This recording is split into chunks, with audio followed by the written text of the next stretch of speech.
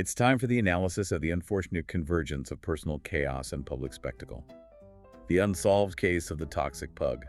We have to dedicate some time to poor Suni. Rest in peace, Suni, a tragic casualty of the lifestyle.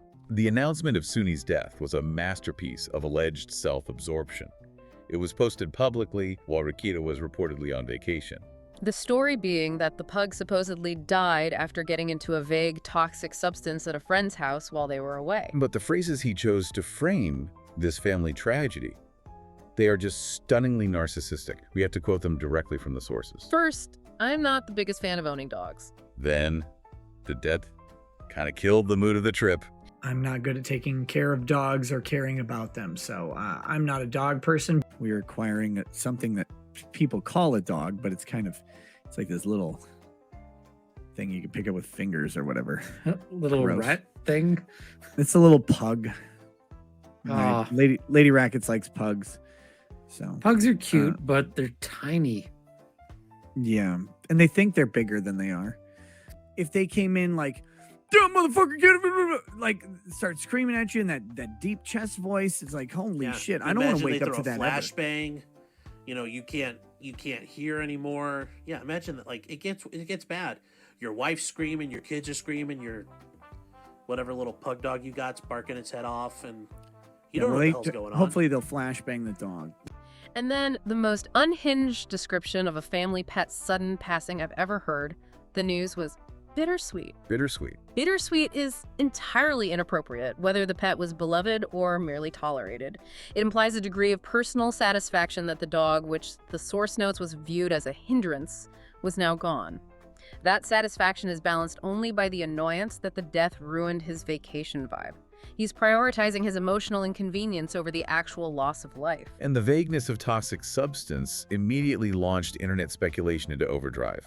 And this is where we have to be clear. This is audience speculation, but it's speculation fueled directly by Rekieta's own carefully chosen clinical language and his documented past. The overwhelming theory, the leading one, is often called the booger sugar theory. Meaning the dog got into a stash of cocaine or ketamine or some other illicit drug accidentally left out by Rekieta, or an equally drug-soaked friend, given his history. Why not just say what it was? You know, the dog ate some high cocoa chocolate, or rat poison found in the basement. Because using the phrase toxic substance is both vague enough to sound medically serious and ambiguous enough to let the audience fill in the blanks with the most scandalous possibilities. So the suspicion, the cynical consensus, is that he used that phrase to deliberately bait people. Of course. It's content generation. It allows him to stream about being victimized by wild accusations. They say I murdered my dog with cocaine, Sean, and it maximizes the attention. It lets him position himself as the victim of character assassination, which just feeds the cycle of monetization.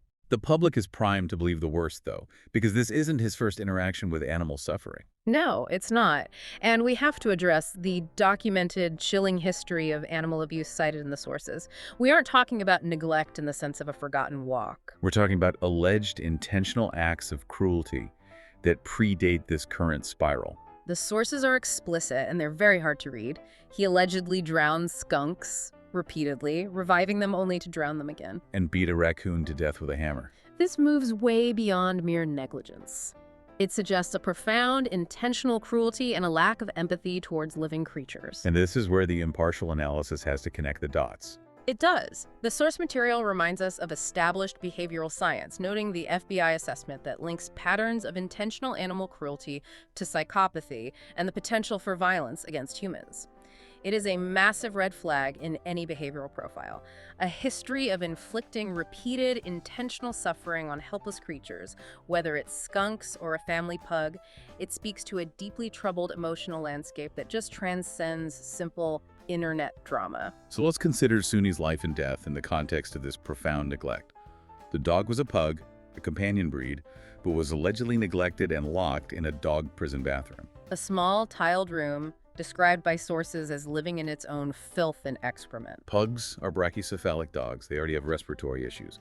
Forcing a dog with breathing problems to live in an environment saturated with the smell of its own waste is just a slow, cruel confinement. It was, as one source described it, a life sentence in a Dark Ages dungeon. The dog was clearly viewed as a hindrance that required attention Rekieta allegedly preferred to spend on his streams or his substances. And the final act of malice, which really solidifies this pattern of intentional psychological damage he seems to inflict on his own family. Telling the children. Telling the children about the dog's death immediately while they were on vacation, deliberately ruining their trip and maximizing their suffering. This is a classic narcissistic maneuver. Narcissists specialize in ruining special days and family time, turning relaxation into grief and tension. By dropping the dog death news at the start of the trip, he ensured the entire vacation would be associated with sadness, tension, and focusing on his pain, that his mood was killed, rather than the children's enjoyment. It is a calculated, cruel move to inflict suffering on the people he is allegedly responsible for. So the dog just became a completely unnecessary casualty of Rekieta's self-destructive chaos. Whether the cause was a literal drug overdose, intentional poisoning, or just the long-term fatal effects of extreme neglect. The result is the same. A creature suffered and died because of alleged recklessness. It is the pinnacle of the absurd. A man who was once a respected legal commentator, now gaining notoriety for the tragic death of a pug he seemingly couldn't tolerate. So let's try to summarize this exhausting deep dive into incompetence and self-made destruction. Where to even begin? We have witnessed the summary execution of a professional career. A suspended lawyer who weaponizes the concept of legal advice as insults. And whose personal life has devolved into a cycle of drug allegations, police raids, online contempt, and fatal animal neglect. The sources cite a profound proverb that just rings so true here.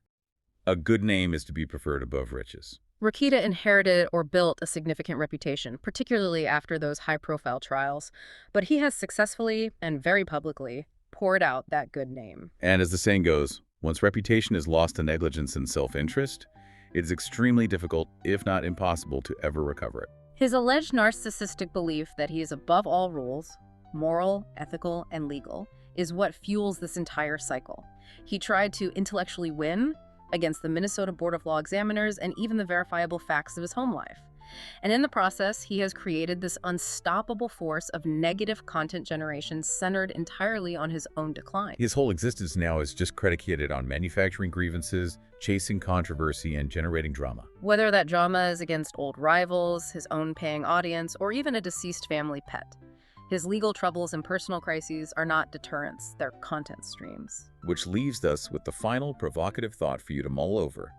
Given his continuous pattern of self-destruction and his reliance on generating increasingly extreme drama for revenue, is Nicholas Rekieta's entire life now just one final, elaborate, never-ending stream? The good question. What extreme personal, professional, or criminal must occur next for the former Latu Pope to truly jump the final shark?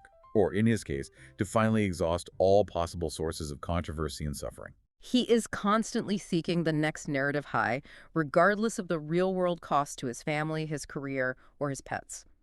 And until those costs are truly inescapable, not just a suspended license or probation, but a definitive permanent end to his ability to stream and monetize this chaos, the Baldo bunker will keep spinning, running on fumes and the fumes of controversy. That's a wrap on this particular descent into the complex, disturbing world of professional self-destruction. Stay well informed, and remember that real legal analysis is usually far, far less dramatic than the drama created by a non-practicing lawyer.